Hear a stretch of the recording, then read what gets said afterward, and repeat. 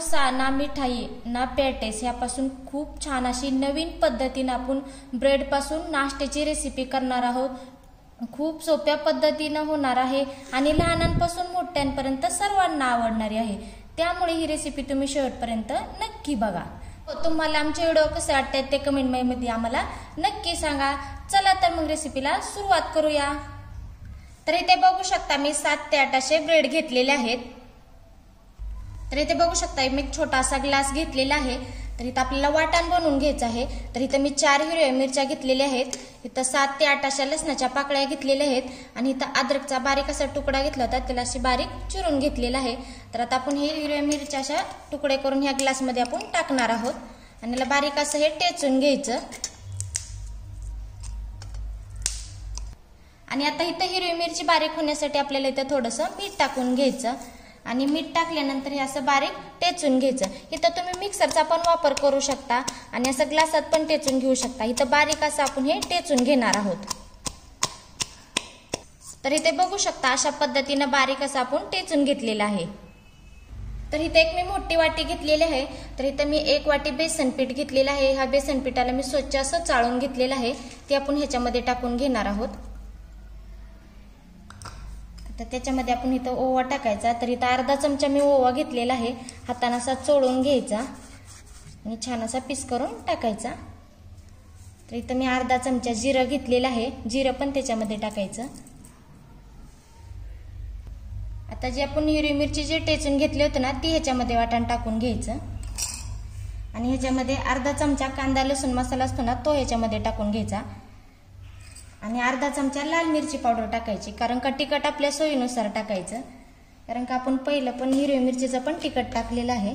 थोडंसं मीठ टाकून घ्यायचं आणि भरपूर अशी बारीक चिरलेली कोथिंबीर पण ह्याच्यामध्ये टाकून घ्यायची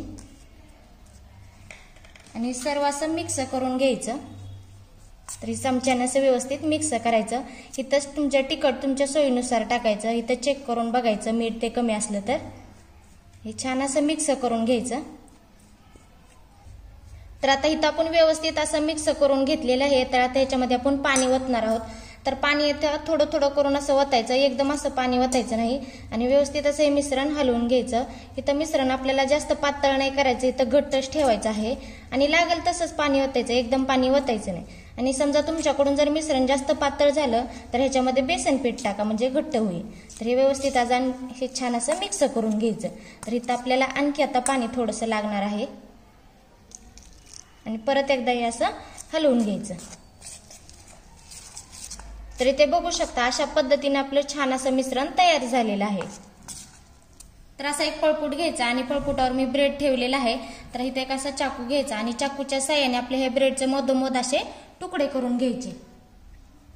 तर हे बघा अशा पद्धतीने हे तुकडे करून घ्यायचे। तर आपण सर्व ब्रेडचे अशा पद्धतीनेच आपण हे तुकडे करून घेणार आहोत। तर इथे बघू शकता मी ब्रेडचे मिश्रण असं घेतलेलं आहे आणि इथे हे ब्रेडचे तुकडे आहेत ना, हे पण मी इथं घेतलेले आहेत। तर आता आपण ह्याच्यातला एक ब्रेडचा असा तुकडा घ्यायचा, थोडंसं असं हाताला पाणी लावून घ्यायचं आणि हे व्यवस्थित असं या ब्रेडला आपण लावून घेणार आहोत। तर हे दोन्ही साईडनी व्यवस्थित असं हे लावून घ्यायचं आणि हे लावल्यानंतर ह्याच्यावरती एक आपण ब्रेडचा असा तुकडा ठेवणार आहोत। तर असं थोडंसं हलक्या हाताने हे दाबायचं आणि थोडं असं पाण्याचा हात घ्यायचा आणि वरती पण ह्याच्या असंच हे मिश्रण लावून घ्यायचं आणि खालची साईड पण आणि वरती साईड पण सगळ्या साईडनी असंच हे मिश्रण आपण लावून घेणार आहोत। तर इथं बघू शकता अशा पद्धतीने आपण तयार करून घेतलेलं आहे। तर इथं गॅसवर एक कढई ठेवलेली आहे, त्यामध्ये मी तेल टाकलेलं आहे। तेल हे चांगलं असं गरम करून घ्यायचं आणि गॅस हा मोठाच ठेवायचा।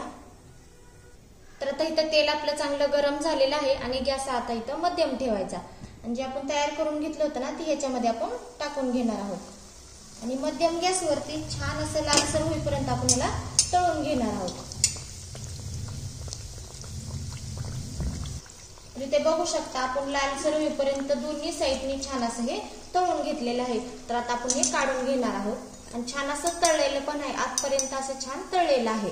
तर आता बाकीचं पण ह्याच पद्धतीने आपण हे तळून घेणार आहोत। शकता मस्त आपला ब्रेड पासून नाश्ता तयार झालेला आहे। खूप छान झालेला आहे आणि लहानांपासून मोठ्यांपर्यंत सर्वांना आवडणार आहे आणि असा जरी खाल्ला तरी एकदम खूपच छान लागतो। त्यामुळे ही रेसिपी तुम्ही घरी नक्की ट्राय करा आणि व्हिडिओला लाईक आणि सबस्क्राईब करायला विसरू नका आणि घंटीचं बटन अवश्य दाबा। चला तर भेटूया पुढच्या रेसिपीमध्ये। धन्यवाद।